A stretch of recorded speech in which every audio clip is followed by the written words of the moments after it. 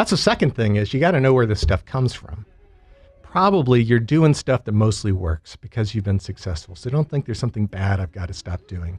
And you won't be able to change your behaviors until you know why it is you do the thing that you do and what the value of it is, and you honor that. So having done that, you're looking to create choice. Well, to be able to create choice, you got to know where the juice is coming from.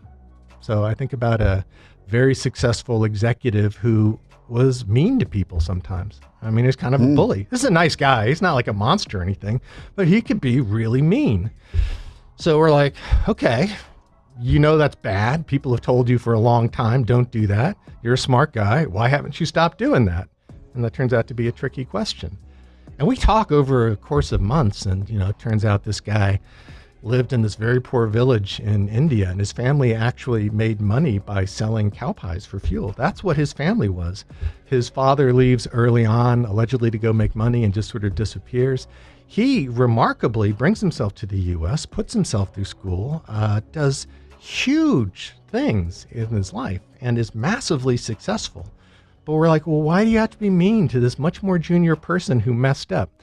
Well, it turns out that in his mind, one of the things that helped him get there was this feeling like there are good people and bad people in the world. There are people you can count on, and there are people who you can't.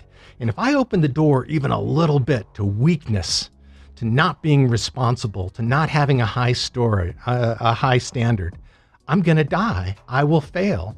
And for large portions of his life, this was accurate.